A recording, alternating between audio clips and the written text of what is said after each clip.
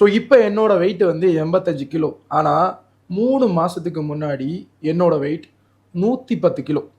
நான் 110 கிலோவாக இருந்தப்போ எடுத்த ஃபோட்டோஸும் வீடியோஸும் உங்கள்கிட்ட காட்டுறேன். முதல்ல அதை பாருங்கள். ஸோ இப்போ 85 கிலோ ஆனதுக்கு அப்புறம் எடுத்த ஃபோட்டோஸும் வீடியோஸும் பாருங்கள். 25 கிலோ வெயிட்டை வந்து 3 மாசத்துல குறைச்சேன். நிறைய பேர் என்கிட்ட வந்து குறைக்கிறதுக்கு முன்னாடி உபதேசம் பண்ண ஆரம்பிச்சாங்க. நீ ஒரு டாக்டரா இருக்கிறீங்க, உங்கள்கிட்ட மெடிசின் கிடையாதா? ஸோ ஏதாவது ஹோமியோ மெடிசின் சாப்பிட வேண்டியதானே, இல்லை வேற டாக்டரை பார்க்க வேண்டியதானே எல்லாம் ஐடியா கொடுத்தாங்க. இப்படி பல ஐடியாஸ் தந்தாங்க. நானும் யோசிச்சு பார்த்தேன். ஒரு சில ஐடியாஸ் எல்லாம் ட்ரை பண்ணேன். ஆனால் எல்லாமே ஃபெயிலியர் ஆச்சு. 2-3 வருஷமா யோசிச்சேன் என்ன பண்ணணும் அப்படின்றதுக்கு. ஏன்னா நிறைய ஐடியாஸ் காதில் வரும்போது எதை ஃபாலோ பண்ணுறதுன்னே தெரியாமல் போயிடும். ஏன்னா நிறைய மெடிக்கல் ஃபீல்டுக்குள்ளாடியே இப்படி பண்ணால் வெயிட் லாஸ் குறையும், அப்படி பண்ணால் வெயிட் லாஸ் குறையும் நிறைய பேர் சொல்கிறதுனால எதை சூஸ் பண்ணுறதுலையே ஒரு 3 வருஷம் எனக்கு போயிடுச்சு. அதுக்கப்புறம் நான் ஒரு ஸ்ட்ராங்கான டிசிஷன் எடுத்தேன். இப்படி தான் நம்ம வெயிட்டை குறைக்கணும் அப்படின்றத நான் தெளிவாக ஆராய்ஞ்சதுக்கு அப்புறம் தான் எனக்கு ஒரு சில ஐடியாஸ் கிடைச்சிது. அதை ஃபாலோ பண்ணி தான் 3 மாசத்துல 25 கிலோ நான் ஃபாலோ பண்ணி குறைச்சேன். அதுக்கு முக்கியமாக எனக்கு ஹெல்ப் பண்ணது என்னோட டயட்டை நான் சேஞ்ச் பண்ணேன். கம்ப்ளீட்டான டயட் பிளானை சேஞ்ச் பண்ணேன். எக்ஸசைஸுக்கு ப்ரிவலன்ஸ் கொடுத்தேன். அது எல்லாத்தையும் தாண்டி ஹோமியோபதிக் மெடிசின்ஸ் வந்து ட்ரை பண்ணேன். இந்த மெடிசின்ஸ் தான் எனக்கு ரொம்பவே உந்து சக்தியாக இருந்தது.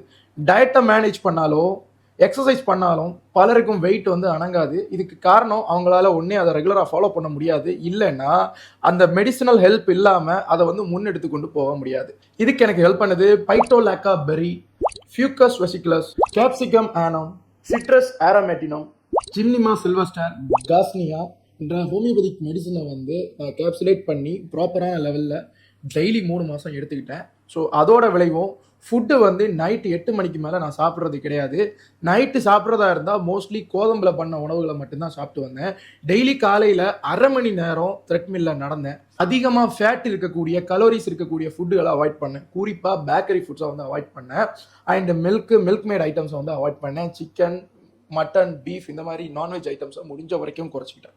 ஸோ இவ்வளோ ஃபாலோ பண்ணிவிட்டு இந்த மெடிசனை எடுத்துக்கிட்டேன். 3 மந்த்ஸ்லேயே இந்த அளவுக்கு ரிசல்ட் கிடச்சிது. ஆனால் இதுக்கு முன்னாடி ஒரு தடவை நான் ட்ரை பண்ணேன். அப்போவும் கோதம்பு, கருப்பு கவுனி அரிசி, எக்ஸசைஸ் இதெல்லாம் ட்ரை பண்ணேன். இருந்தாக்களையும் எனக்கு வந்து பெரிய அளவில் ஹெல்ப் பண்ணல. அப்போ ஒரு 5 கிலோ அளவுக்கு தான் குறைஞ்சிது.